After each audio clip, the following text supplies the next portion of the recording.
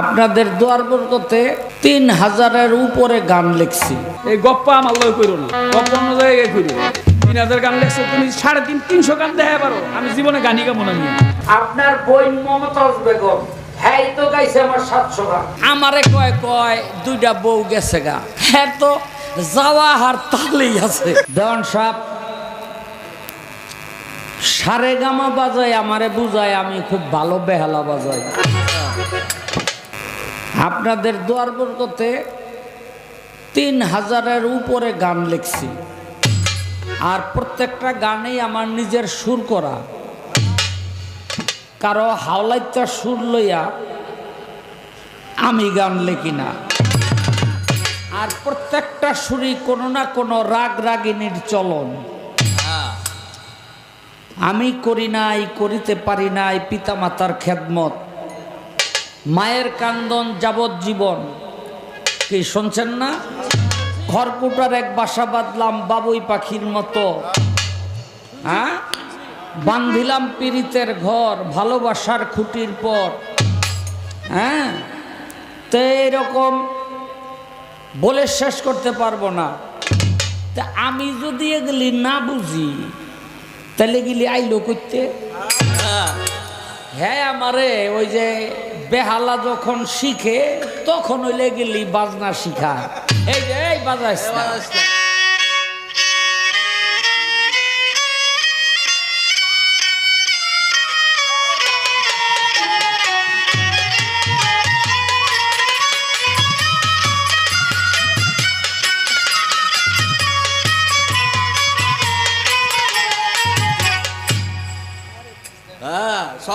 খালি কলসি বাজে বেশি,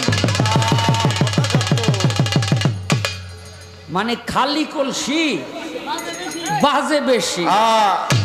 আমরা জান নাই বাজাইতে সাহস পাই না, না জান নাই। এই যে বাজাইলো যারা সঙ্গীত বোঝে, এটার আওয়াজ কমা।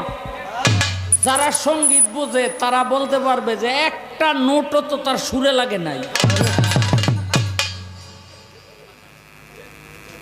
হ্যাঁ সুরে লাগাইয়া বাজানো এটা অন্য জিনিস। চুপ থাকেন মিয়া। আপনার বেহালার উস্তাদ হইল বাবলি সরকার। হ্যাঁ আপনারে কি গাইব?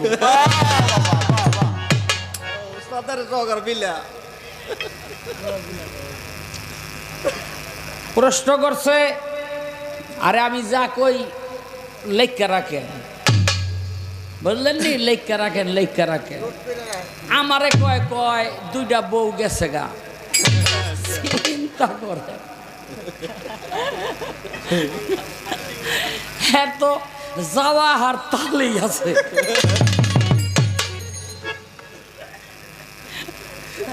হ্যাঁ আজকে দেখি একজন ঘুরতেছে, দেওয়ান সাহেব কইতে এলেন, এইটা কে? কয় হ্যাঁ হ্যাঁ আপনার ভাবি।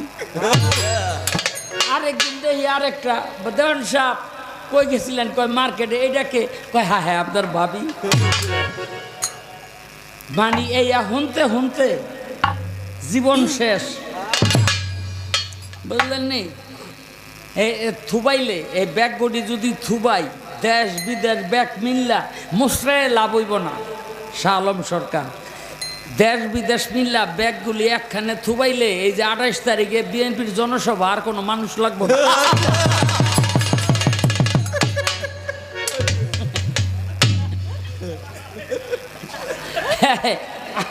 আমারে কয় জনসভা বইরা যাইব।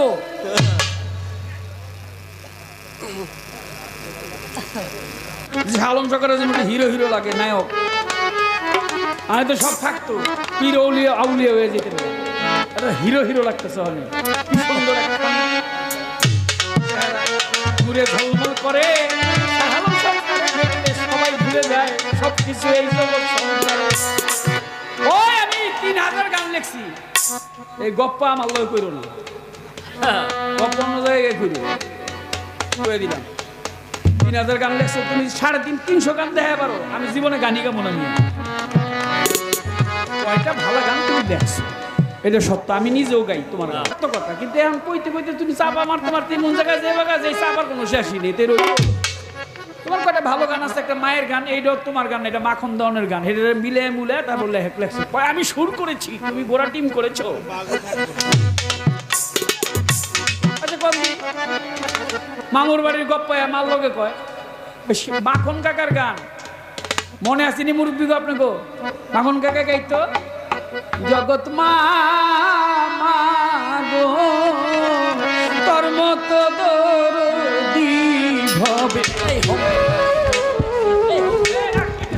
এই গানের কথা, এই গানের কথা, এই গানের কথা, এই গানের কথা, এই গানের কথা, এই এর সময় কেন ওই জায়গায় গেছি? হ্যাঁ অনেক বুঝতে যে আসল জায়গায় চাপ পড়ছে বিদেশে বি পাকের যদি কারো কি জানি কইব কাকা এটা কি রাইট করলো? কাকা আপনি কোন কিছু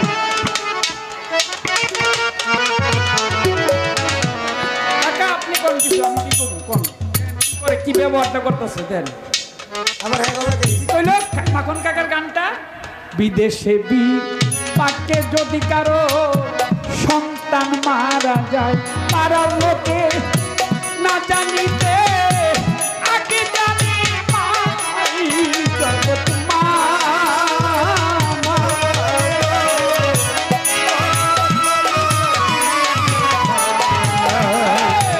জগৎ মা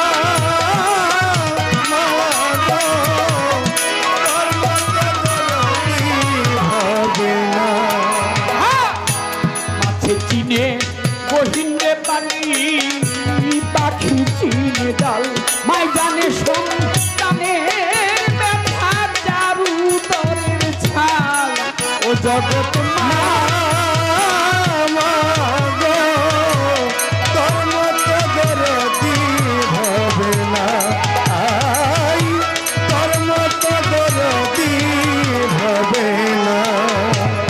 মিজান ভাই 500 টাকা দিয়ে দোয়া করেছে। কাকা আপনি নেন, কাকা আপনি নাই আমারে তো কত কিছু কইছে, আপনি এনে বহেন। হ্যাঁ কোন সময় উঠে আবার কি আরম্ভ করে ঠিক আছে নাকি? কি একটা দুর্ব্যবহার আরম্ভ করছে সন্ত্রাসী।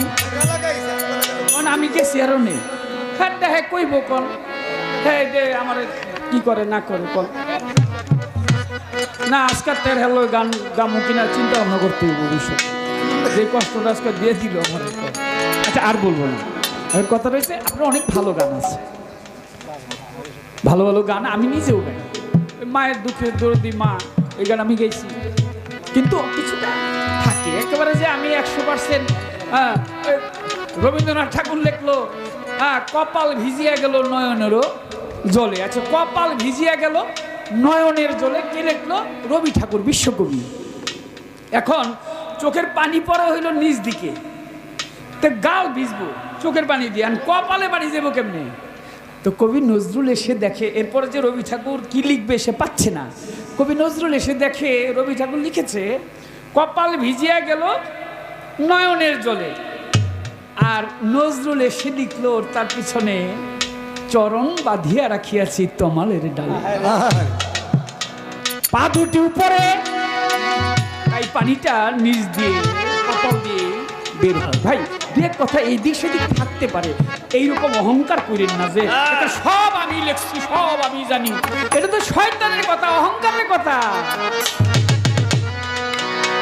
বাউলের স্বভাব হইলো বাউল বলবে আমি কিছুই জানি না, আমি কিছুই বুঝি না, এটা বাউল বলবে। আমি এত কিছু জানি না, কিছু কই না যাই নেই বক বক করে। আরে মিয়া কি কমু আমি কিছু কইতে পারতাছি না। তবে একটা কথা আছে, যে না বুঝে ব্যাকরণ তার জীবন যৌবন অকারণ। রবীন্দ্রনাথ ঠাকুর লিখল কপল ভিজিয়া গেল নয়নেরই জলে। শব্দটা কপাল না, কপল, কপাল। একটু লেখাপড়া করা উচিত ছিল।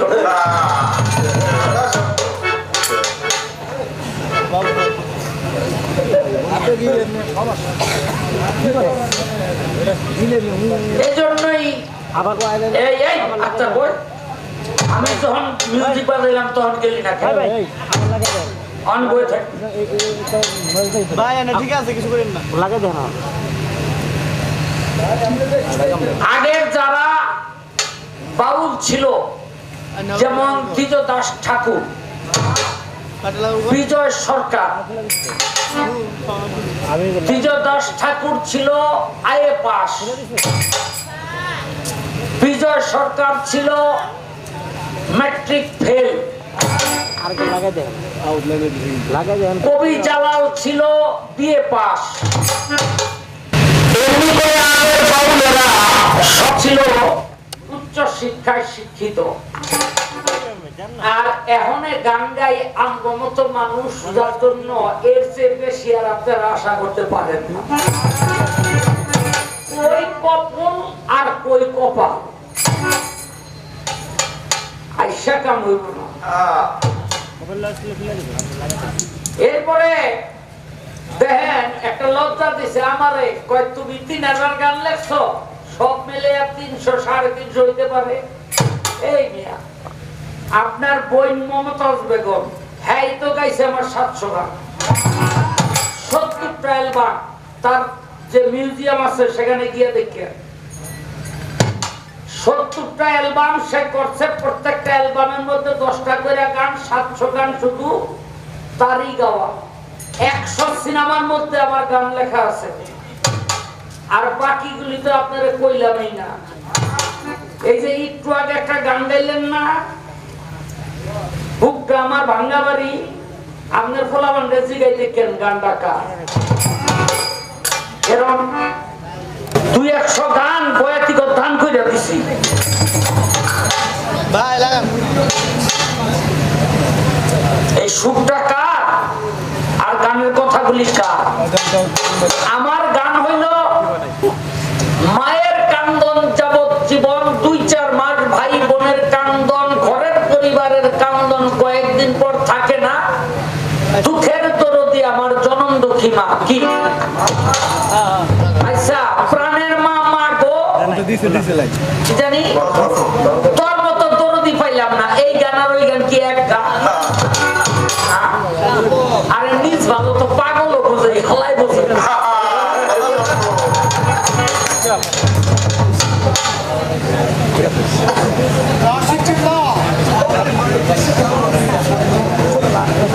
আচ্ছা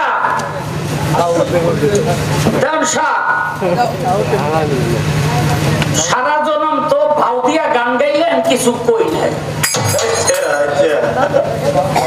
বুঝলেন? এই ফাঁকটা বয়ে দিয়েছেন।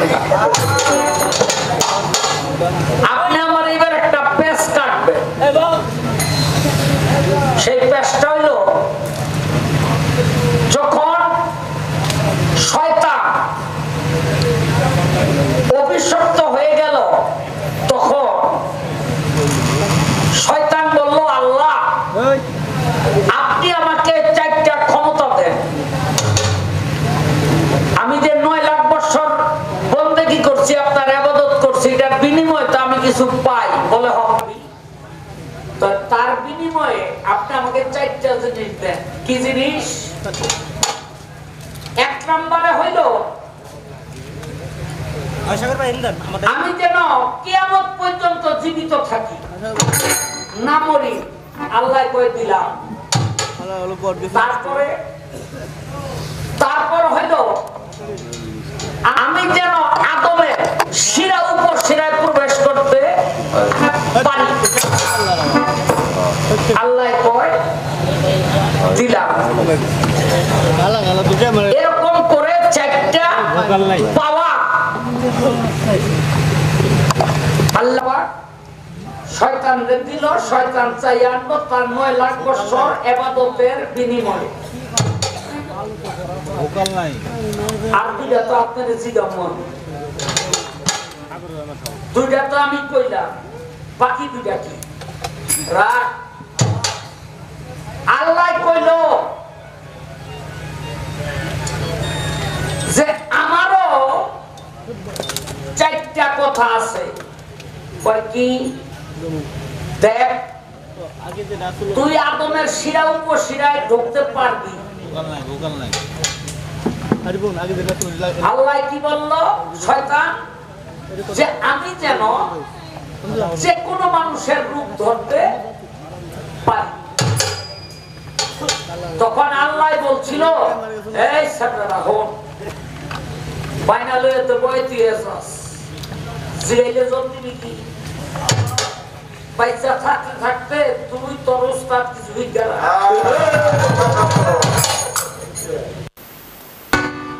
আল্লাহ পাক এই জিনিসগুলো শয়তানের জন্য নিষিদ্ধ করে দিল। এখন তো সাহেব আপনি কইলেন একবারটা বউ লইয়া যায়, এখন শয়তানের ওই বউ পছন্দ হয়েছে, এখন ওই শয়তানে ওই স্বামীর সুরত ধরিয়া এরপরে কয় বউ লইয়া টানে আলীর কাছে গিয়া বেডি বিচার দিল।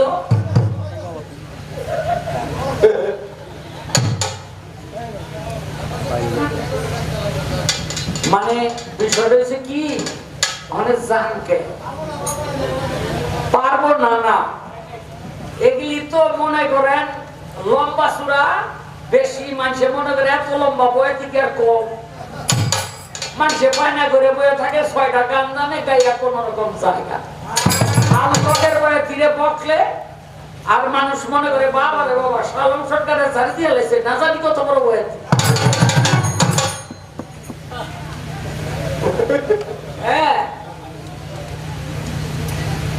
এই এখন মনে করা নেই যে আলীর কাছে গিয়া বিচার দিল, আলী একটা যে শয়তান এটা নির্ণয় করে দিল, কিন্তু আল্লাহ কইতেছে স্ত্রীর কাছে স্বামীর রূপ ধরতে পারবে না শয়তান, আর হ্যাঁ কইতেছে স্বামীর রূপ ধরিয়া এরপরে ওই স্ত্রীর কাছে গেছে। মানে আল্লাহর কথা ঠিক না কাজল দলের কথা ঠিক? কথা বল না কে? আরে এরকম আল্লাহর বিরুদ্ধে যারা কথা কয় তুই সে চাপিয়ে মেরে রাখবো, তুই সে চাপিয়ে মারো। আল্লাহর দরবারে হাসরের দিন গেলে খালি একটা কথাই কমু, আল্লাহ আমার কোন ইবাদত চাই, কাজল দলের যে পিঠে মেরে লাইছিলাম সেই ইবাদতের কারণে আমার জান্নাতে যাও। কেন আমার জিগাইব না মাসবকে? আমি কমু আপনি যা কইছেন এটার পাইলট কইরা আপনার নামে একটা মিথ্যা কথা কইছে। শালারা কোন ভাগে বয়ে তুই লইকে বিশ্রে পাই না।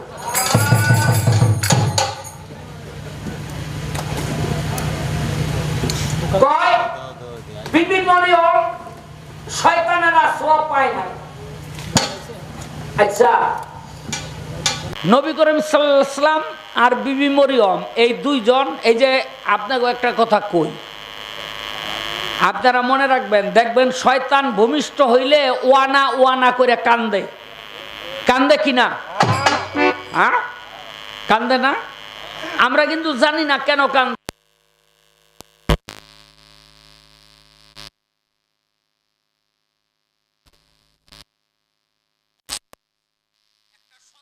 ভূমিষ্ঠ হইলে শয়তানে করে কি ওইটা দিয়ে খোঁচা মারে, কিন্তু দুই ব্যক্তিরে খোঁচা দিতে পারে না। একটা হলো নবী করিম সাল্লাল্লাহু আলাইহি ওয়াসাল্লাম আর একটা হলো বিবি। হ্যাঁ বিবি মরিয়মরে পারলো না কেন এটা আপনি একটু বলেন তো।